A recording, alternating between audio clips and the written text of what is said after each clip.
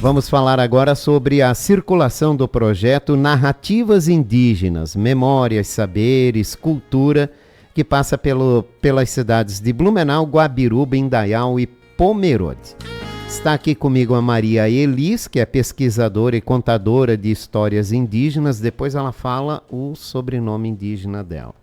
E também a Deda Silveira, que é produtora cultural. Bom dia, Deda. Obrigado pela participação. Bom dia, Jorge. Bom dia aos ouvintes da Rádio Itaberá. Bom dia, Maria Elis. Bom dia, Jorge. Bom dia a todos que estão nos ouvindo. Como é que é o teu sobrenome indígena que eu não consegui ler aqui? Eu me chamo Maria Elis Tolum Nunkforo. Nunkforo. Isso. Vamos aprendendo aqui e decorando, né, Maria Elis? Tá na hora já de ter decorado, né? Já tá na hora. Maria Elis, como é que surgiu o teu interesse em registrar e compartilhar as narrativas indígenas? Na verdade, esse é um estímulo que eu tive da minha mãe.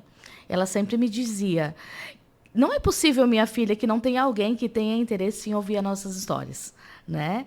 E também para deixar registrado para as futuras gerações, porque nós somos um povo de oralidade, mas a gente também tem visto a necessidade do registro escrito, porque as nossas pessoas mais velhas, elas estão morrendo, né? Como no ciclo natural da vida, mas a gente precisa ter esse registro escrito, né? Então, para compartilhar com as nossas futuras gerações e também para compartilhar com as outras pessoas, porque o registro escrito, ele pode chegar em outros lugares que a oralidade não chega, ela fica no meu círculo, né? Mas o registro escrito, ele vai muito longe. Então, outras pessoas lá do outro lado do mundo, eles podem ter conhecimento das nossas histórias. E depois é a eternização dessas memórias, né, que acabam se indo com as pessoas que se vão. Sim, a partir da escrita a gente tem o registro que fica conosco, então, e a gente não perde mais.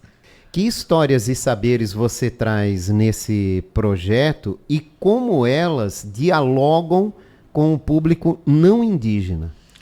Então, eu procuro trazer histórias de diferentes povos, para mostrar para as crianças que nós somos diferentes, o quanto nós pensamos diferentes, né? Eu trago uma história lá do povo de Roraima, que é o povo Wapixana, que conta a história da onça pintada, de como ela ficou pintada, que é diferente de uma história da oralidade do meu povo, que o povo Wapixana pensa que ela ficou pintada a partir de uma briga com o fogo. Nós, o meu povo, que é o povo Laclanô, nós já entendemos que quando Deus estava fazendo a onça, ele chamou 4 representantes e cada representante do nosso povo foi lá e fez uma marca na onça. E aí essas marcas viraram as nossas marcas de família e a partir daí a onça ficou pintada com essas marcas. Então, é um povo que pensa de uma forma, né, o povo Wapixana lá em Roraima e o povo Laclanô aqui em Santa Catarina que pensa de outra forma. Então, vem trazendo essas diferenças para as crianças. E qual é o papel da oralidade e da contação de histórias na preservação da memória e da identidade dos povos indígenas? Quando eu trago a contação de história, eu trago justamente isso que você falou, né? Eu trago a identidade, porque quando eu conto a história da onça pintada do povo Wapixana, é a identidade do povo Wapixana que eu estou contando. E eu estou deixando isso registrado para as crianças, né? Eu mostro isso para as crianças. Quando eu trago a história do povo Laclanô, é a nossa identidade que está marcada ali naquela onça. Então, para além da literatura da oralidade, eu mostro os livros para eles, eu mostro as ilustrações. A ilustração também é uma identidade, também é um registro, né, que a literatura traz, e a gente compartilha isso com eles também. Então, para quem está nos acompanhando no YouTube, né, aqui tem já uma mesa farta de ilustrações que você utiliza, né, e algumas delas, né, características dos povos indígenas, né? Sim, a gente tem muitos ilustradores, hoje indígenas também, né? Então, a literatura escrita, ela se compõe muitas vezes do texto, da literatura, às vezes é uma literatura bilíngue, então traz também as línguas indígenas, né? Ou palavras, ou expressões, ou o próprio texto todo traduzido em bilíngue, e eu trago também, junto com as histórias, elementos, né? Que são da cultura indígena, né? Hoje a gente tem como os artesanatos, né? Se usa esse nome, né? Mas no passado, eles eram elementos do nosso dia a dia, do nosso uso comum, né? Assim como hoje uma mulher põe uma tiara no cabelo, né? Usa um brinco, usa um batom, né? Que são elementos do dia a dia, né? No passado, esses eram elementos do nosso dia a dia. Hoje a gente acaba fazendo e vendendo até como artesanato, mas povos mais isolados, né? Eles ainda se utilizam desses adereços no dia a dia também. Maria Elis, durante as apresentações, como você percebe a reação das crianças, jovens e até adultos, ao entrar em contato com essas narrativas?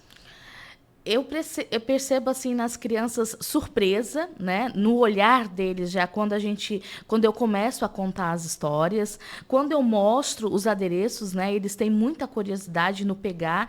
Então essa circulação ela tem proporcionado isso também para as crianças, né? É uma oportunidade que a gente dá que eles peguem os objetos na mão, que eles vejam do que foi feito, qual o material que foi feito, né? Tenham essa sensibilidade. E a gente vê a surpresa deles mesmo, de pegar na mão ou de ouvir a história, de ter essa percepção de que um povo pensa de uma forma e que o outro pensa de outra forma.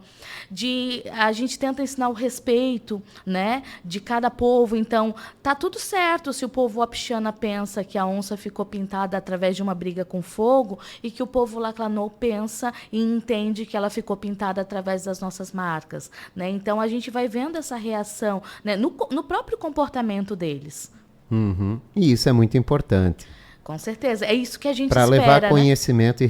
E respeito a essa cultura. Eu acho que esse é o maior propósito, né? De trazer o conhecimento, porque a gente vem de uma história que traz um conhecimento muito errado dos povos originários ainda.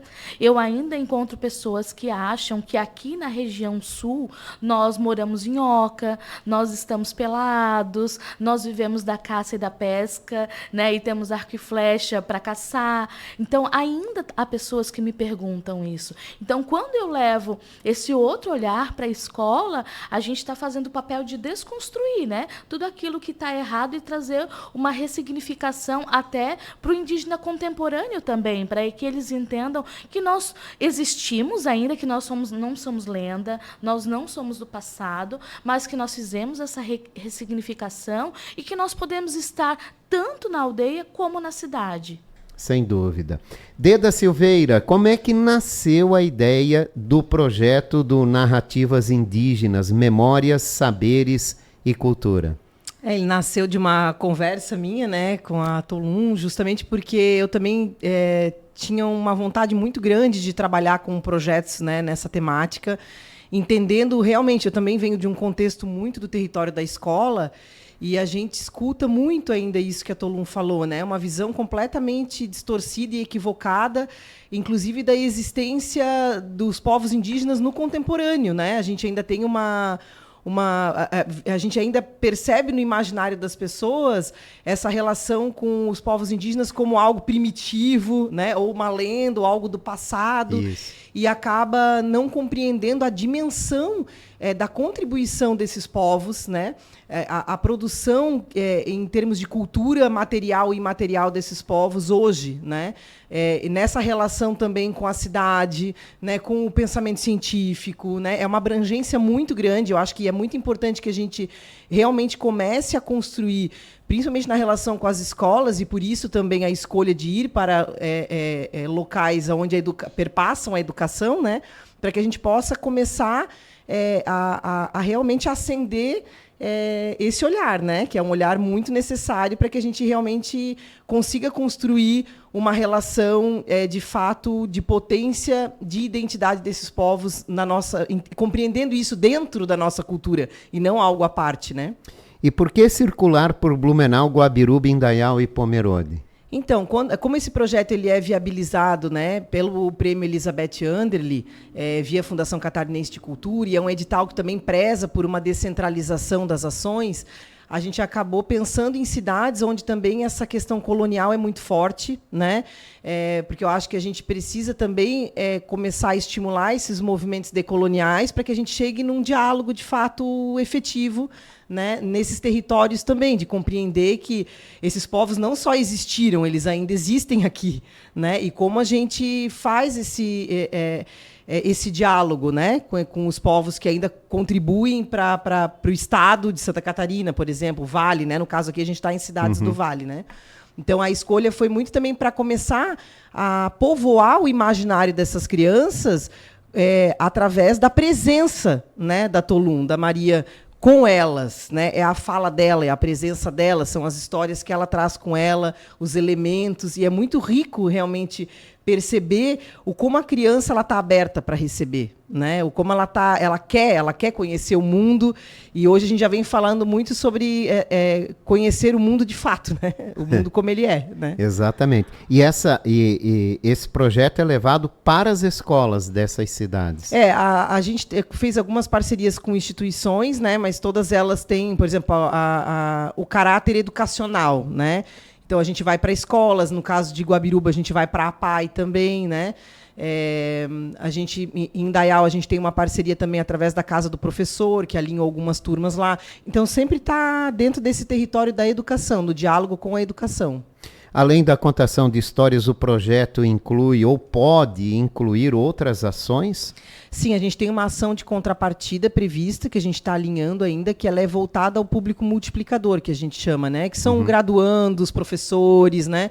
Pessoas que, de alguma forma, também atuam na ponta em projetos educacionais, sociais, né? E aí é uma fala mais voltada ao público adulto mesmo, onde a Tolum também traz os aspectos históricos, mas também muito esse diálogo sobre o contemporâneo, né?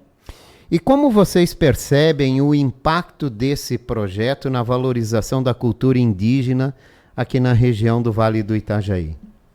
Eu percebo como uma importância, uma demanda de importância muito grande, assim, porque quando a gente está lá com a criança no olho, né, e a gente consegue dimensionar, né, Maria, essa relação que se constitui, e como eu disse antes, pela presença dela, né, porque eu acho que nós, enquanto educadores, a gente pode ler, né, a literatura indígena, mas eu acho que a presença, ela tem uma dimensão muito maior, né, que é o lugar de fala mesmo. Então, a gente percebe que tem até como as crianças observam ela, né, com o cocá, com as referências que ela traz, né, e aí a curiosidade deles para entender realmente como é que é feito cada peça, mas para que usa cada peça, porque a criança ela é curiosa por natureza, né, e isso é muito rico. Eu falo, são experiências que eles não vão esquecer.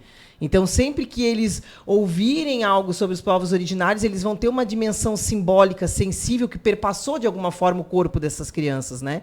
Então, eu percebo como um lugar de potência muito grande, realmente, essa circulação nos territórios, né?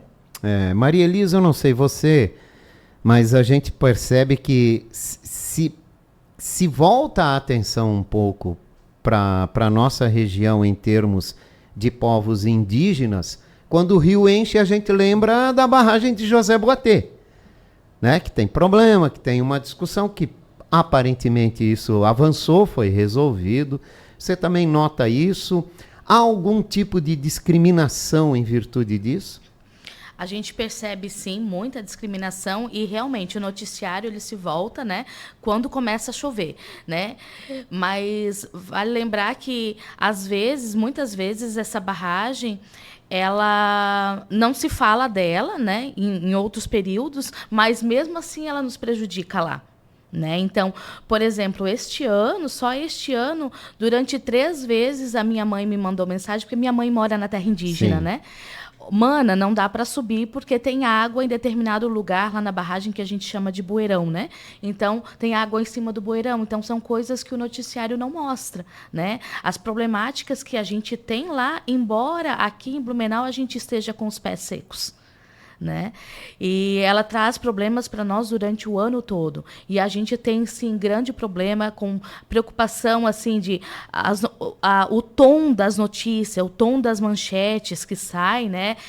Indígenas fecham a barragem, indígenas não deixam fazer a manutenção da barragem, mas ninguém vai lá olhar quais são os motivos que esses indígenas talvez não estão deixando fazer a manutenção, quais são os motivos, né? O que acontece dessa barragem para cima, o que implica tanto para nós, né?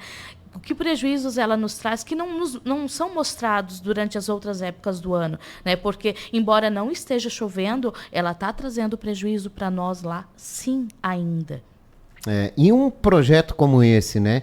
Ele pode amenizar essa situação, essa diferenciação que se faz?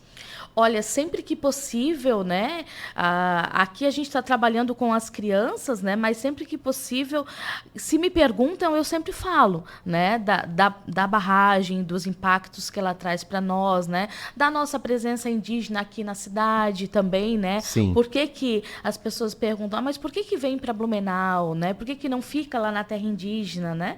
E a gente sempre procura passar. Às vezes não fala diretamente com as crianças, mas fala para os professores, porque os professores, eles estão ali nos ouvindo também. E eles são os multiplicadores também do conhecimento, né? Então, nesses intervalos com as crianças, também tem o público adulto que nos ouve, né? E que sempre vem perguntar algumas coisas e a gente vai tentando passar o conhecimento correto. E conhecendo melhor essa cultura, né? Entendendo melhor essa cultura, que começa a se entender tudo o que acontece atualmente, nos dias de hoje, né?